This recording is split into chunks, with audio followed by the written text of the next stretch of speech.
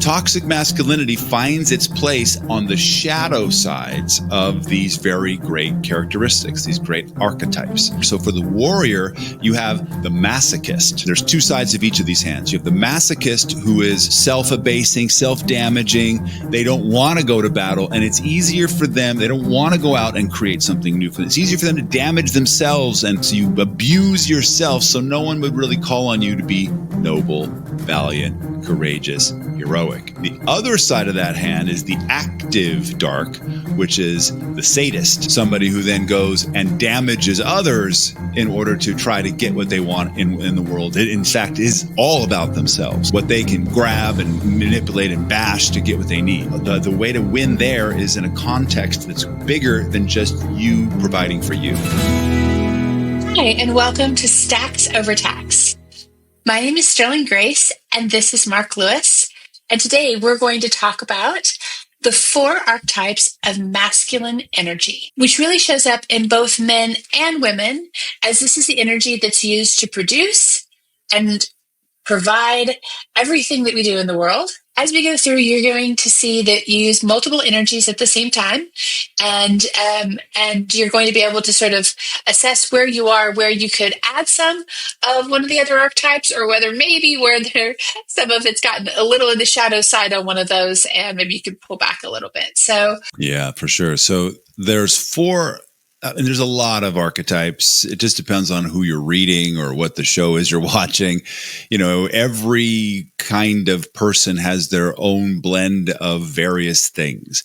And why this matters to us is because in finance, which is generally what we talk about, and especially as it relates to relationships, because we can't split off relationships from finance. If you want to have a loving relationship, somewhere in there, we have to be honest about what's going on with our finances. It's important to know which energy we're running at any particular time, which energy is dominant in us. And specifically with men. Women, we'll have a podcast specifically about how those work, because it's less cut and dry. It's a lot more ethereal and magical. With men, it's very much this, or this, and some blend in between. And of the 4 archetypes, warrior is the one that, you know, gets ascribed to the, oh, well, this is dangerous and men are up to bad things and they're killing people and all of that. That, yes, warriors have killed people. But this isn't a warrior as a definition for your job. This is a warrior for who you be energetically. And you can change these if you know what they are. If you don't know what they are, then these are just running you autonomically. And you might be one of the other ones, like king or magician or lover. But if you don't know which one you are, if you don't even know what they are, then you don't have the ability to choose which one you might need to be from moment to moment, which is totally possible. You might want to walk in and be a warrior and be very focused and create camaraderie and, whatever you might need to result there. And then the next meeting you're at, you need to be compassionate. You need to be connected. You need to be present. That's the lover. You might want to need to, the next meeting, a dinner with the parents or whatever. You're like, oh, I need to create abundance and create a realm and be able to, provide and, create a sense of connection, but in a realm in which I'm running. And this is the same in finance. If you're walking into a meeting, if you're dealing with investments, if you're looking at your retirement or your generational wealth, being a warrior when it comes to retirement, it doesn't really work that well. You want to be more on the lover and the king side. But when you're looking at profit and loss statements, you definitely don't want to be the king. You want to be the magician. So we're going to talk about all this. You're like, what is he talking about? So I just want to give you the overview of why this matters. Because if you don't have an understanding of what these are as a man, then whatever your default is just going to keep running. It's like somebody talking in a monotone voice all the time. It's not really very interesting. You don't have a lot of choice in the matter.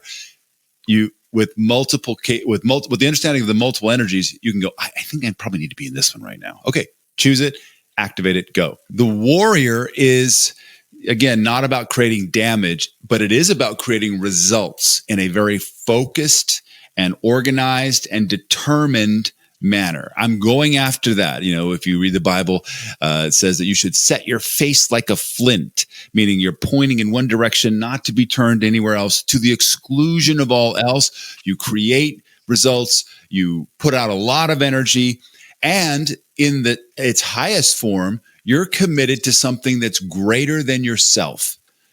So when a warrior, the actual practical sense, when a warrior goes to battle, he doesn't go out to fight for himself.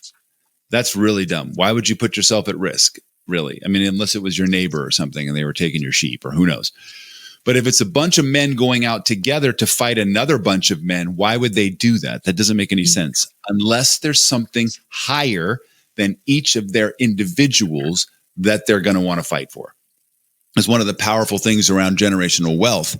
If you're creating a generational wealth conversation, that is one that is greater than you. It's going to last longer than you. And you're like, well, yeah, but a minute ago you said that warrior isn't good for that. Yes, I know. You probably need something, if you're jumping into the warrior energy, that's bigger than just my family. It's got to be even bigger. Unless that is all you're doing, fine. But if you're like, I got to go work, I got a contract, I have a corporation, I have, a nonprofit. Those are all going to need a much larger context for you than just, I'm getting a paycheck. If I'm just getting a paycheck, it's going to be very difficult for you to go to battle every day. You're going to go, this is dumb. Why am I doing this? And you're going to have a lack of fulfillment. Now, for each of these archetypes is also a shadow side. So normally we talk about the good things. Yeah, that's great. But if, we talk about the toxic masculinity, well, toxic masculinity finds its place on the shadow sides of these very great characteristics, these great archetypes, and shadows there are. So for the warrior, you have the masochist.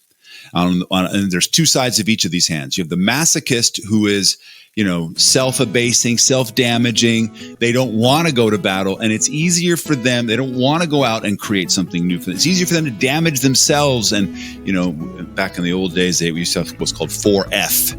And if you were drafted for the Vietnam War or World War II, and you had a physical problem, you were 4F and you couldn't serve. You didn't have to go to war. You were just physically inept or unable, cast aside.